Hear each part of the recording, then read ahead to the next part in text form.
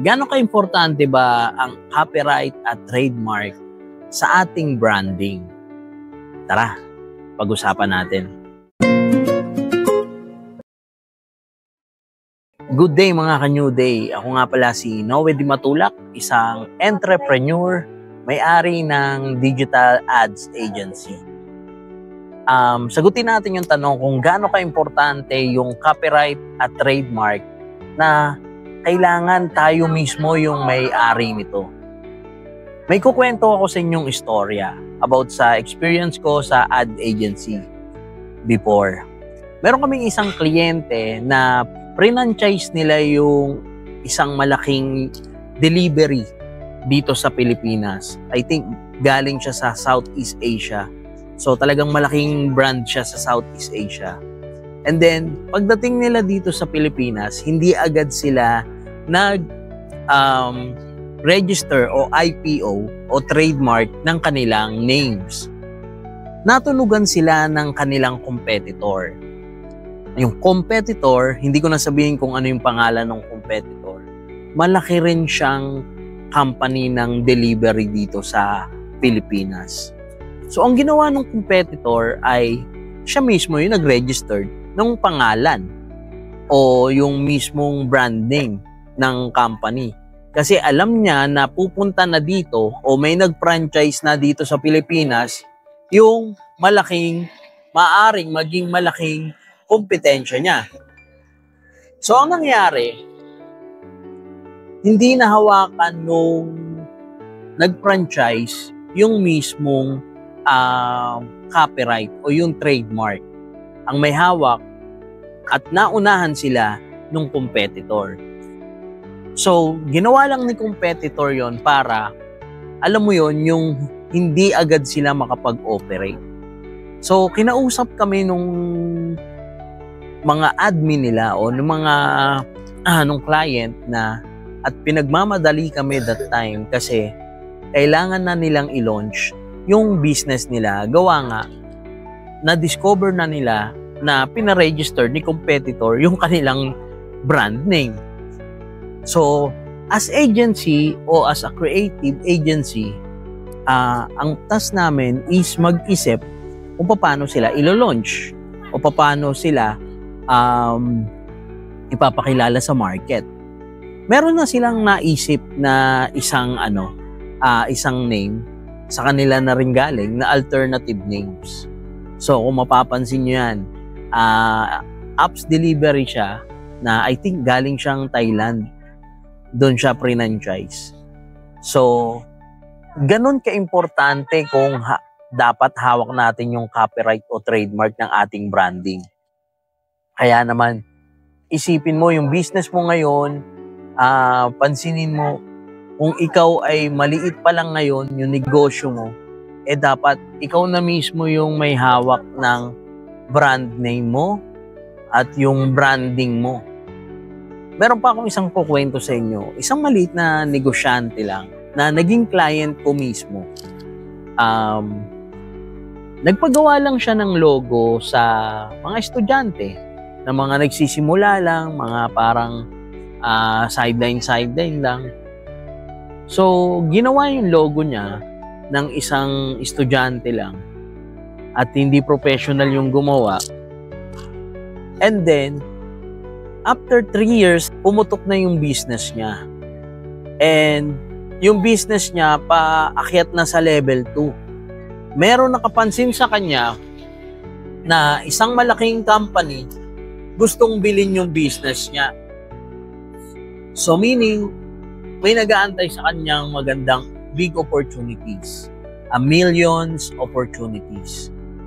Gustong bilhin yung business niya o gusto siyang i-finance for franchising.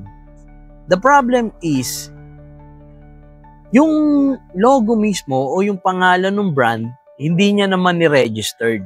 Hindi pa ayos yung mismong kanyang papers o yung mga copyright. Hindi rin siya pumunta ng IPO. So, nangyari, meron din ibang nagmay-ari nung branding niya.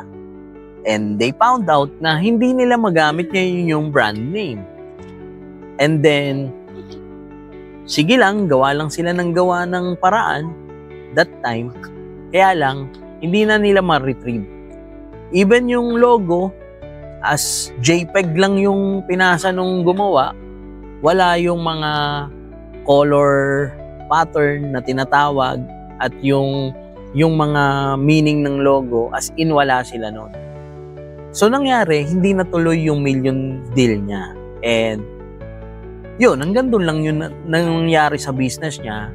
At the same time, hindi niya mapalaki gawa ng, hindi naman sa kanya na yung copyright o hindi siya may own ng business name na yun. So yun yung dilemma na nangyari sa kanyang business. Nasayang yung million deals, opportunities na meron siya. Kaya ganun ka-importante yung kailangan hawak natin yung copyright o tayo mismo yung nag-own ng copyright, ng trademark, ng ating brand name, ng ating branding. Kung magpapagawa kayo ng walang masama kung magpagawa ng logo sa mga estudyante. Kaya lang, dapat meron siyang approach na pati yung color pattern o yung color palette pala nasa inyo. Pattern, yung mga symbols ng logo for your branding, dapat mismo kayo yan. And I suggest, pumunta kayo sa IPO for trademark and yun, unahin natin yun. Pansinin nyo yung malalaking company, lalo na yung mga manufacturer company, yung mga gumagawa ng mga nag-iimbento ng product na, for example, toothpaste, shampoo, nag-a-advance ahead yan ng mga brand name tapos pinapa-registered na nila sa IPO. Kung sakali in the future meron silang ma-invento o ma-create na panibagong line of products, naka-ready na yun at na-registered na nila. So, ganun ka-importante dapat tayo yung hawak o magmamay-ari ng ating copyright. Pansinin mo, lalo na sa mga small and medium enterprise, mga maliliit na negosyante, wag nating ipawalang bahala o wag tayong magtipid para dito sa ating branding, especially sa social media. Napakabilis at ngayon is, alam mo yon, parang namumulis na yung social media dahil sa copyright. Di ba nga, bawal kang gumamit ng music basta-basta. So, kailangan lahat ng magiging branding natin dito sa ating company o tinatayong negosyo, nasa atin yung trademark o copyright. So, ganun siya ka-importante. Ganun siya kahalaga. Kung sakaling mag-level 2 na tayo, magpa-franchising, aakyat na ang ating negosyo at lalaki na, hawak pa rin natin yun. Ganun ka-importante ang copyright. Ops, putulin ko muna kayo mga ka-New Day. Kung nagugustuhan mo na ang ganitong content, mag-follow at subscribe ka na sa akin. At syempre, nagtayo rin ako ng group, ang New Day Communication Group. Dito ay matututo tayo at pwede ka rin mag-share ng iyong marketing strategies about promotion ng iyong business at ng iyong product. Kaya naman, sa iisang grupo, magtutulungan tayo para sa ating promotion. So, ano pang ginagawa mo? Mag-join ka na! Okay, balik na sa video. Para sa mga katanungan about sa copyright and trademark, ito yung mga Republic Act o batas natin na nakakasakop doon. Pwede nyong i-google or pag-aralan yung mga copyright at trademark na yan. Pero ma-advise ko sa inyo, hanggat maaga pa, hanggat nagsisimula ka sa negosyo mo, asikasuhin mo na yan. Lalo na yung branding mong yan.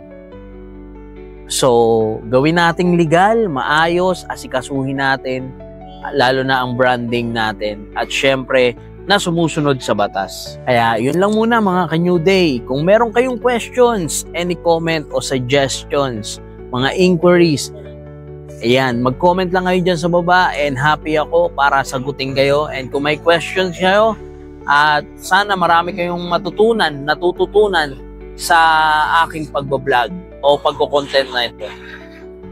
Muli, ako si Noe Di Matulak, isang entrepreneur, may-ari ng ad agency. At kung kailangan nyo ng tulong about your marketing, promotions, especially sa inyong branding, ayan, mag-comment lang kayo below at i-message nyo ako.